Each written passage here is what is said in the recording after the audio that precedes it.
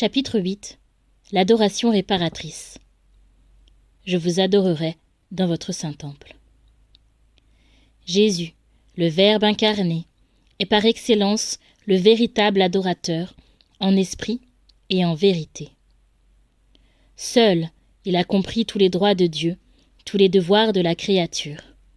Seul, il a dignement reconnu les premiers et rempli les seconds, par l'adoration en esprit et en vérité, telle que le Père la cherche, telle que la suradorable Trinité la mérite. Jésus a non seulement aimé jusqu'à la folie de la croix, mais jusqu'à la perpétuelle adoration.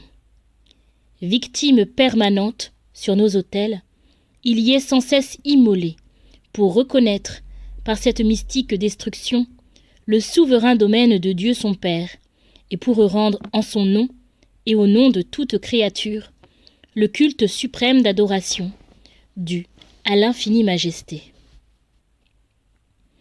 Je vous adorerai dans votre saint temple. C'est dans son cœur, où résidait la plénitude de la divinité, que Jésus-Christ, au jour de sa vie mortelle, a perpétuellement adoré. Il se retirait dans ce sanctuaire ineffable, et là, il adorait. Aujourd'hui encore, il continue son adoration, dans nos tabernacles et dans les cieux. L'adoration. C'est la seule gloire que la très sainte Trinité ne peut se rendre à elle-même. Conçoit-on, dès lors, avec quelle ardeur le Verbe incréé s'est anéanti dans le sein d'une Vierge pour pouvoir, en revêtant notre nature humaine, rendre à Dieu son Père ce culte souverain de l'adoration qui n'est dû qu'à lui seul. Sur l'autel virginal du cœur de Marie, Jésus-Christ a commencé par l'adoration en esprit et en vérité, le sacrifice qu'il devait consommer sur la croix.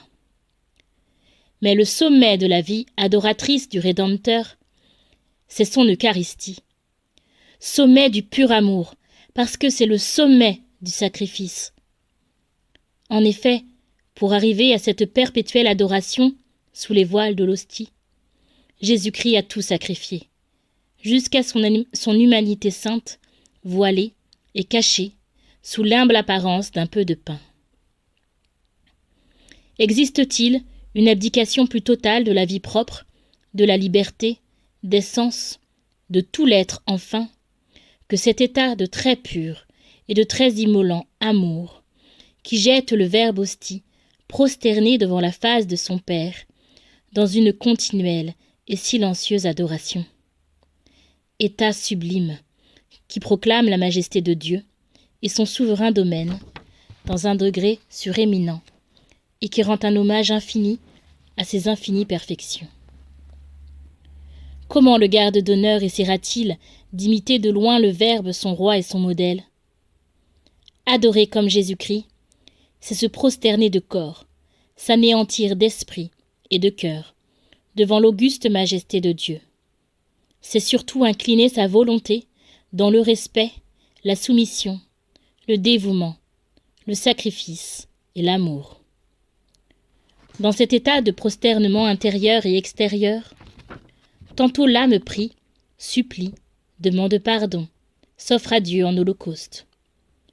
Tantôt comme les anges qui se voilent la face et disent « Amen », elle se tient dans une silencieuse et tremblante contemplation, s'anéantissant devant le Très-Haut et se contentant de dire « Amen », qu'il en soit ainsi, il est grand, il est saint, il est bon, il est amour.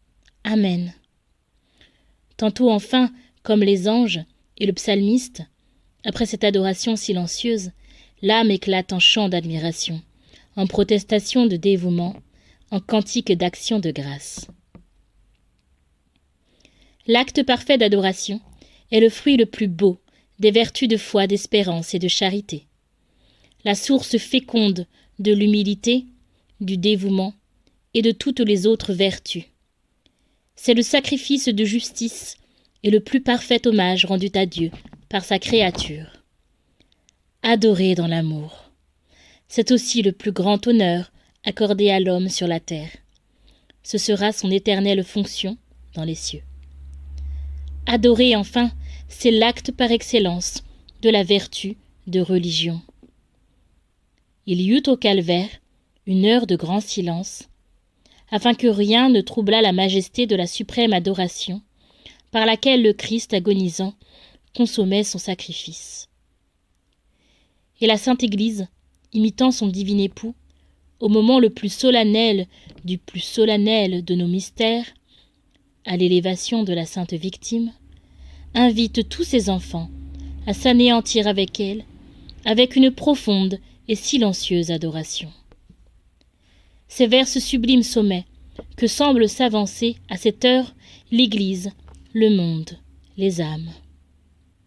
Depuis le commencement de ce siècle, l'attrait universel vers l'adoration grandit d'une manière visible. L'Eucharistie est entourée de ce culte, plus qu'elle ne l'a jamais été, et elle le sera sans doute plus encore.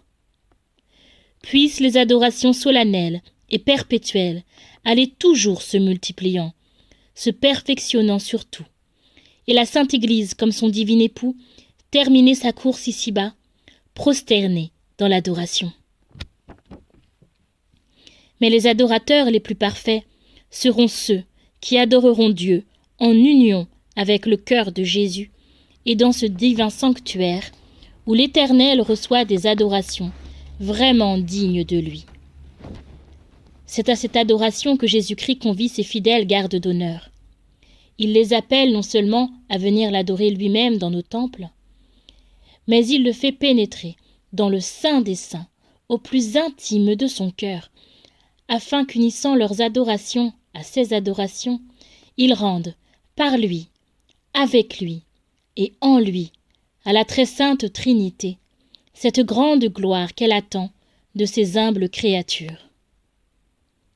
Les gardes d'honneur sont donc les adorateurs nés de Jésus-Christ d'abord.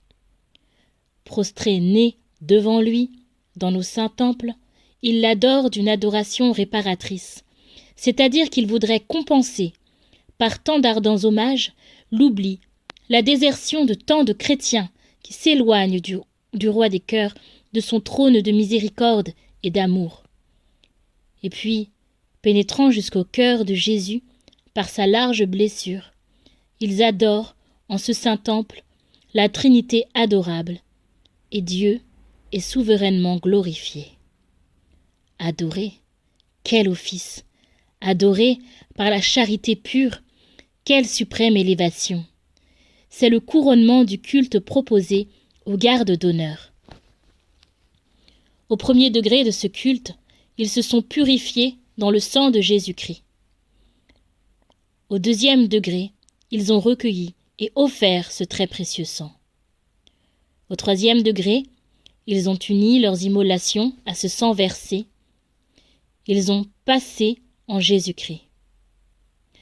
Ils ont pénétré jusqu'au sanctuaire de son cœur. Et là, dans ce saint temple, en présence des saints anges, en union avec l'adorateur par excellence, ils adorent ici-bas, en attendant l'éternelle adoration dans les cieux. Adorabo ad templum sanctum tuum. Voilà pourquoi l'étendard de l'œuvre conduit les associés au tabernacle.